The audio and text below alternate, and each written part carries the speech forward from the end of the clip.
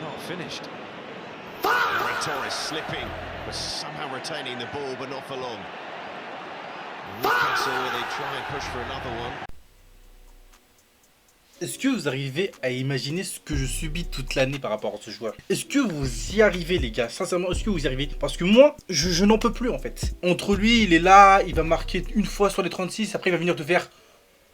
Quoi chute? Quoi chute? C'est comme les joueurs de merde, ils mettent 0 but dans l'année, et quand ils en mettent un, ils font ça. Quoi chute? Quoi chute, sale bâtard, tu mets un but sur... Et Ronald McDonald, il va venir faire... Les gars, on va jamais avancer avec ce club, on va jamais avec ça. En fait, il vaut mieux que je ne dise rien avec ce mec. Parce que si je dis quelque chose, il va encore devoir faire un pèlerinage à Tel Aviv là. Donc déjà qu'on n'a pas de défenseur et que l'équipe elle est cuite, franchement, qui reste. Parce que là, ça va être compliqué. Le débrief va être très très compliqué, sincèrement. Salut à tous, bienvenue sur mon débrief de Newcastle Barça. Sincèrement, comme d'habitude, on a commencé par la compo des deux équipes, la tactique, ce que j'en ai pensé du match et surtout ce qu'il y a à retenir pour le match retour. Maintenant que tout est dit, commençons. On commence directement avec la compo des deux équipes auxquelles, comme on a pu le voir dans la critique d'avant-match, le Barça a bien joué en 4-3-2-1 et Newcastle a bien joué en 4-3-3 avec des petits joueurs qui n'étaient pas annoncés en début de match, comme notamment Elenga qui n'était pas du tout annoncé dans la compo probable pour Newcastle. Et franchement, ça fait plaisir de le voir parce que c'est vraiment un joueur que j'ai kiffé de fou à United. Et le fait de le voir jouer avec Newcastle, franchement, ça m'a fait grave plaisir de le voir. Et franchement, Elenga, le nombre de gras qu'il nous a fait, c'était vraiment de la folie. Et même Lewandowski, je vous avoue que je ne m'attendais clairement pas à voir Lewandowski durant cette composition. Je m'attendais plutôt à voir Ferran Torres commencer, mais non. Mais pour le coup, en vrai, de vrai, voir Ferran ou Lewandowski, je trouve que ça change rien. Parce que les deux sont fantomatiques. C'est une dinguerie à quel point les deux sont fantomatiques à souhait. Et sincèrement, comme je l'ai répété dans ma critique d'avant-match, si Lamine Yamal ne se fait pas pocket, c'est gagné d'avance. Mais les gars, Hall a proposé contre Lamine Yamal, faut le voir pour le croire. Parce que ce qu'il a proposé à St. James Park, franchement, c'est très très fort. Et vraiment bien joué à lui parce que pour le coup, Lamine Yamal, encore une fois, un match, j'ai pas envie de dire catastrophique, mais plutôt fantomatique. Et c'est pour ça que je suis pas trop fan des notes de OneFootball ou de ce genre de trucs. Parce qu'en fait, les notes, ça reflète pas le match d'un joueur. Et même si Lamine Yamal marque le penalty de fin, ça ne reflète pas du tout son match. Et c'est ça que je trouve dommage. Et en vrai, il n'y a pas que lui que je vais taper. Parce que pour le coup, avec l'intro, j'ai beaucoup tapé sur Ferran. Mais Rafinha, les gars, mais... En fait, c'est tellement dommage. Mais c'est le genre de gars que je ne peux pas en vouloir. Parce que même lui, il le sait qu'il est dans une phase où il a envie de s'améliorer, il a envie de tout donner, mais il n'y arrive pas. Et on le voit clairement, le moment où il déchire son maillot, on voit toute la frustration que Rafinha est là. Et franchement, c'est vraiment, mais vraiment dommage. En termes de défense pour le Barça, je trouve qu'Oubarsi a tellement, mais tellement bien joué durant ce match. Même Joao Cancelo, je trouve que les deux, ils sont réellement très, très bons. Araujo sur le côté, où j'avoue que c'est pas forcément le meilleur poste auquel je l'aurais mis. Il a fait son possible, il a duré jusqu'à la fin, jusqu'à le problème. C'est comme je l'ai dit tout à l'heure. En fait, au lieu de se repositionner, il va être là en train de se plaindre à l'arbitre. Et quand on peut le voir, la contre-attaque part de son côté. Et c'est à cause de son côté que littéralement, ça va créer le but pour Barnes. Et franchement, bah, bien joué à Newcastle.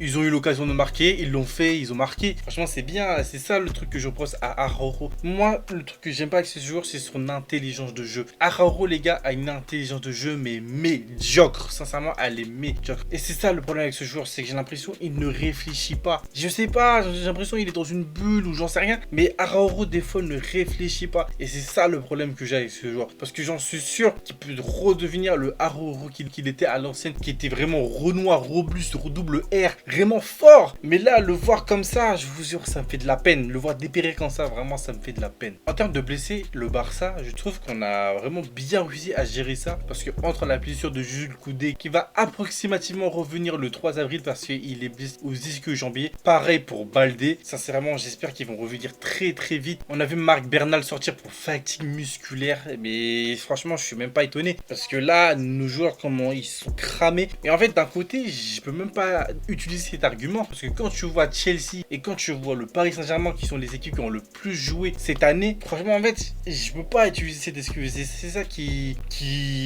m'énerve en fait. Et je sais pas qu'est-ce qui se passe au Barça pour que nos joueurs sont autant fatigués alors qu'on littéralement on joue moins de matchs que les autres. Et le problème des fatigues titulaires, c'est que ça va être un poids. Ça va être clairement être un poids contre les matchs en Liga et les matchs en Ligue des Champions. Et j'espère que Frenkie de Jong sera aussi de retour très vite par rapport à sa blessure au ischio-jambier. Il sera approximativement de retour le 6 avril, mais j'espère un retour vraiment express parce que vraiment on a vraiment besoin de lui. Et normalement, si je dis pas de conneries, Gavi aussi devrait revenir vu que littéralement ça fait le 29 août qu'il est blessé. Il était censé revenir le 3 mars. Je sais pas comment ça se passe par rapport à Gavi, mais je suis pressé qu'il soit vite de retour. Par rapport à Newcastle, en termes de gros blessés, on peut retrouver Guimarães qui est lui aussi blessé. Donc lui aussi, on n'a pas de date de quand il sera de retour. Mais tout ce qu'on sait, c'est qu'il est aussi blessé aux ischios. Donc pour l'instant, on ne sait pas quand il sera de retour. On espère qu'il sera guéri très vite, mais on espère après le match retour, parce que j'ai pas envie de l'avoir lui au match retour. Mais bref, là les gars, je pense qu'on peut maintenant passer à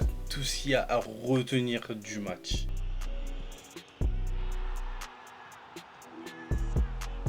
On est obligé de parler de ce penalty parce que les gars, ce penalty est un putain de penalty de miraculé. Parce que sincèrement, en tant que fan du Barça, il faut l'avouer les gars, il faut le dire, que le penalty sort de je ne sais où. Je sais pas comment l'arbitre a pu nous laisser autant de temps. Et c'est pour ça que je dis que c'est un putain de penalty de miraculé. On a eu beaucoup de chance parce que partir avec un but de retard au Camp Nou, franchement, ça ferait chier de fou. Mais Lamine Yamal va réussir à transformer ce penalty et à le marquer en toute dernière seconde du match. De toute façon, ça sera clairement la dernière seconde du match, juste après le match sera sifflé et terminé. Mais avant tout les gars, il faut le mentionner, c'est tout à fait normal. Il faut mentionner l'intelligence de jeu de Olmo qui a permis d'obtenir ce penalty. Franchement, Olmo c'est pas forcément le genre de joueur durant la saison qui va me marquer, mais pour le coup là, ce penalty, si il nous permet de passer en quart de finale, sachez que ce penalty de Olmo, on s'en rappellera encore longtemps. Parce que pour le coup là, le changement de Hansi Flick pour faire rentrer Olmo à la place de Pedri, bah littéralement un très bon changement parce que ça nous permet d'égaliser à la toute fin. Mais ce n'est pas le seul bon changement d'Hansi Flick parce qu'il va faire rentrer un joueur les gars que je ne connaissais pas du tout, qui se nomme Xavi Expar. Franchement les gars, il a joué peu de minutes, mais le peu de minutes qu'il a prouvé durant un match de Ligue des Champions, quand même faut le dire, c'était très solide. Je suis pressé de voir que nous réserve ce joueur pour l'avenir, parce que sincèrement, ce qu'il nous a montré là, défensivement, c'était très solide. Et en parlant de solidité défensive, il faut parler de Cubarsí, parce que Cubarsí durant ce match était génial. En termes de défense pure et dure, sincèrement, sans Cubarsí, on se prend minimum 3 buts. Et je suis très sérieux avec vous.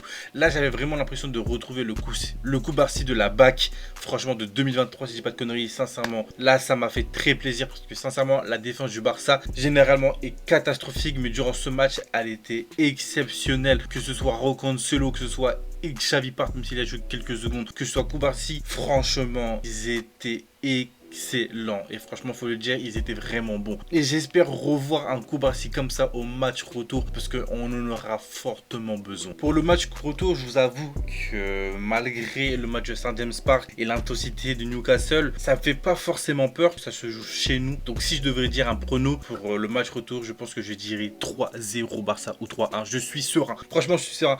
Même si sincèrement là, ce qui nous fait Newcastle, c'est de la dinguerie, j'arrive à être serein pour le match retour. Peut-être que j'abuse, il faut vraiment pas être serein, autant serein que ça, mais pour moi, j'ai une confiance totale envers mon équipe. Peut-être qu'ils vont me décevoir et c'est fortement possible, mais j'ai envie d'y croire et pour moi, je dirais 3-0 net et précis pour le Barça. Et c'est ça qui me fume avec cette équipe, parce qu'on va voir le 3-0, on sera enjaillé, alors que quand on va jouer contre, j'aime pas c'est qui je crois, Atlético, on va se faire marbrer le match aller là, et en match retour, ça va être serré ou on va perdre. Mais en tout cas, là, j'ai juste envie d'y croire et sincèrement c'est exactement ce que je vais faire. Donc les gars, les filles, je pense qu'on peut s'arrêter là à la critique au débrief de ce match. N'oubliez pas de commenter, liker et partager et on se dit à la prochaine pour une prochaine vidéo. Salut tout le monde.